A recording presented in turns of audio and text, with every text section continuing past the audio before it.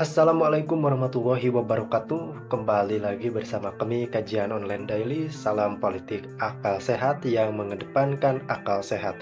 Kali ini kita akan berbicara terkait kebijakan DPR yang ternyata disinyalir memberatkan rakyat, apalagi rakyat kelas menengah ke bawah.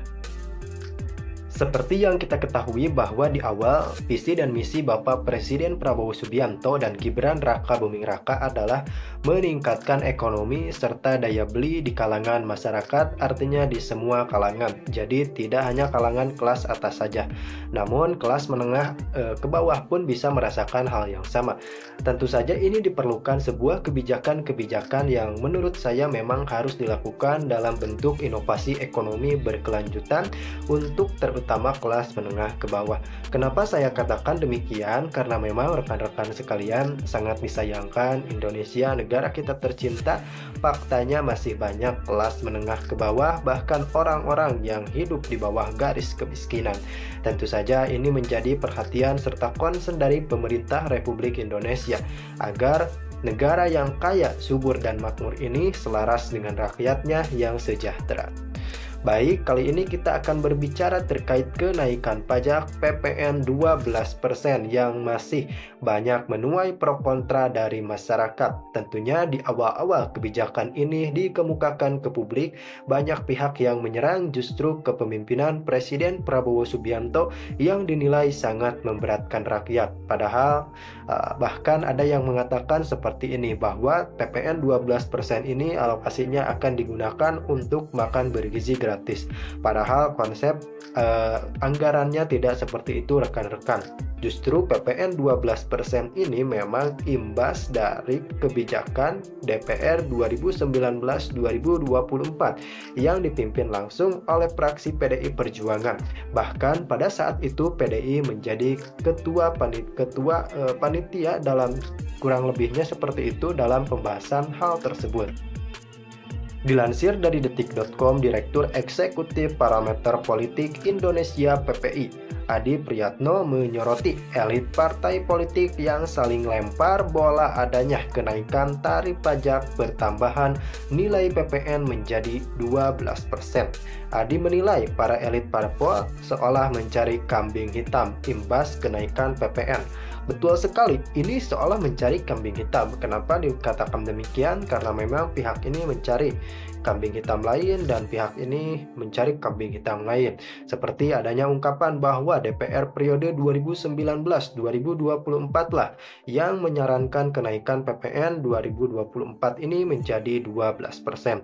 Dan di pemerintah sendiri memang justru pada saat ini elit PDI mengatakan bahwa ya memang pada saat itu ekonomi sedang baik-baik saja dan sekarang malah mereka meminta pemerintah untuk mengevaluasi kenaikan PPN tersebut. Intinya semua berebut mencari kambing hitam soal kenaikan PPN 12% karena kebijakan ini dinilai kontroversial dan merugikan rakyat. Yang saat ini disalahkan adalah pemerintahan Prabowo Subianto. Adi menyebut kondisi semakin memanas ketika PDI Perjuangan menolak kenaikan PPN, padahal dianggap sebagai inisiator karena, kata dia, PDI Perjuangan dikeroyok oleh partai politik Kim Plus. Iya, memang apalagi kan ada narasi seperti yang kemarin kita sampaikan bahwa PDI lah yang menginisiasi kenaikan PPN 12% ini pada saat periode 2019-2024. Dalam konteks itulah partai koalisi pemerintah mencari biang kerok soal kebijakan ini. Peraturannya dibuat PDI Perjuangan yang berkuasa pada saat itu. Apalagi PDI berlagak menolak kebijakan kenaikan PPN 12%. Padahal PDI sendiri adalah inisiatornya, rekan-rekan. Disitulah kemudian PDI Perjuangan dikeroyok oleh Kim Plus yang dinilai lempar batu sembunyi tangan. Ya, saya setuju bahwa memang kebijakan ini adalah kebijakan rambatan dari DPR periode 2019-2024.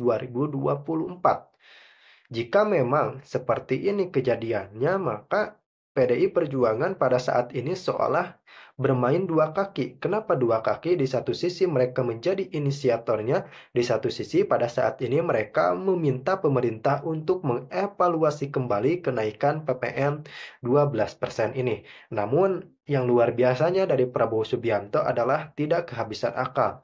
Prabowo Subianto menyebut dengan yakin bahwa PPN 12% hanya meliputi barang-barang mewah saja dan kenaikan PPN bisa dibatalkan. Adi menilai semestinya mudah saja bagi pemerintah dan DPR untuk membatalkan kebijakan tersebut, mengingat mayoritas fraksi di DPR RI mendukung pemerintahan Presiden Prabowo Subianto. Ya, saya setuju dengan pembatalan PPN 12% ini, atau PPN 12% mungkin hanya dikenakan kepada barang mewah. Tapi saya tidak setuju ketika rakyat kelas menengah ke bawah harus merasakan PPN 12%. Tentu saja ini sangat memberatkan.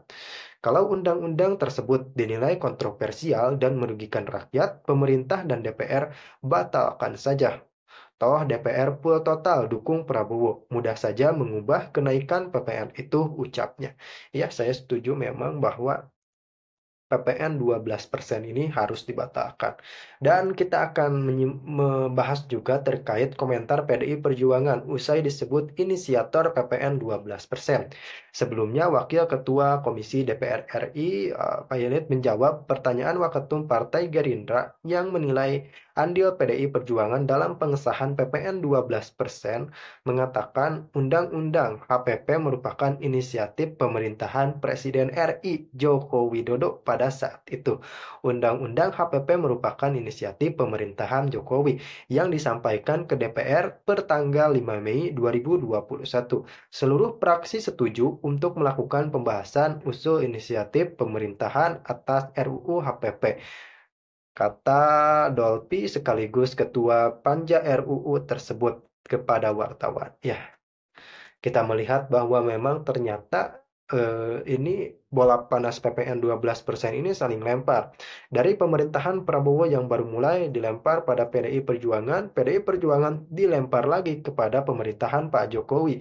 Namun yang paling jelas adalah jika memberatkan rakyat lebih baik dibatalkan, karena seperti poin utama tadi bahwa mayoritas fraksi adalah mendukung Prabowo dan kuncinya berarti ada di Prabowo pada saat ini. Prabowo harus bisa menekan atau meredam kontroversi-kontroversi yang telah terjadi agar tidak semakin membesar, bisa dengan cara hanya barang mewah saja. Kita tunggu saja bagaimana keterangan dari Pak Presiden Prabowo Subianto.